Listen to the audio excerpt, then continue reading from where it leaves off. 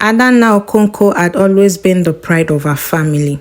Born into a wealthy and highly respected Igbo family in Lagos, she had everything a girl could dream of: luxury, prestige, and a clear path to success. Her father, Chief Emeka Okonkwo, was a renowned businessman, and her mother, Lady Ifeoma, was a philanthropist with strong ties in high society. They had spared no expense in ensuring their daughter received the best education. At 19, Adanna was sent to the United Kingdom to study medicine at one of the most prestigious universities in London. It was her father's dream for her to become a doctor. To carry on the family's legacy of excellence, she had always been a brilliant student, so no one doubted that she would excel. At first, Adanna was focused and determined, but soon the pressures of medical school and the loneliness of being far from home started to weigh on her. That was when she met Liam. Liam was everything her parent had warned her against: rebellious, free-spirited, and careless with his future. But to Adanna, it was exciting. Different from the strict and structured life she had always known, he introduced her to a world she had never explored: wide parties, late nights, and eventually drugs. At first, it was just occasional fun, a little something to help her relax, but before long, the drug became a necessity. Her grades began to slip, and her once bright future started to dim. She missed classes, failed exams, and became unrecognizable to those who once admired her discipline. Her parents were furious when they found out.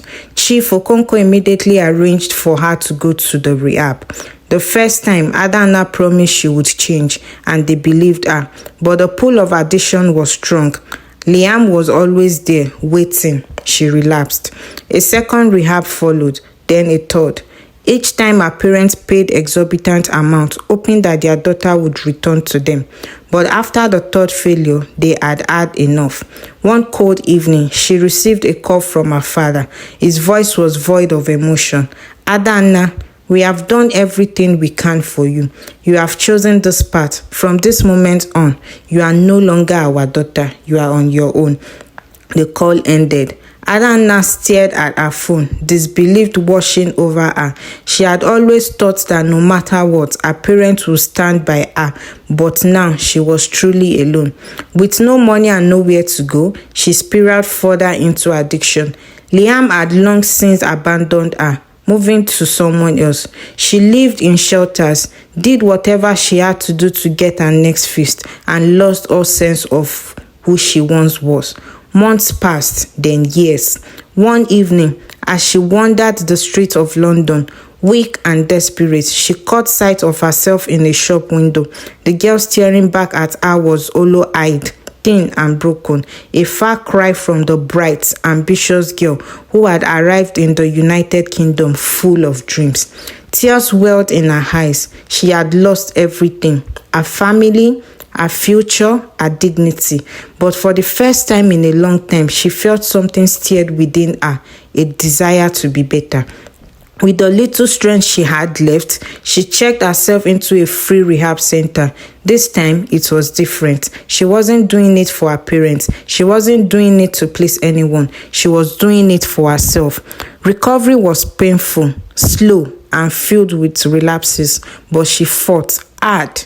And after 2 years, Adanna was clean. She got a job at the local clinic as a receptionist, then as a medical assistant. Though she had lost her chance at medical school, she found fulfillment in helping others who were struggling like she once had. One day, while working at the clinic, she received an unexpected visitor. It was her mother. Tears ran down Lady Ifeoma's face as she took in the sight of her daughter, healthier, stronger, and finally at peace. "My daughter," she whispered, voice shaking, "I have missed you." Adanna hesitated. The pain of abandonment was still there, but deep down, she knew she had missed her family too. With slow steps, she walked into her mother's embrace. She has lost everything, but now she was finding her way back.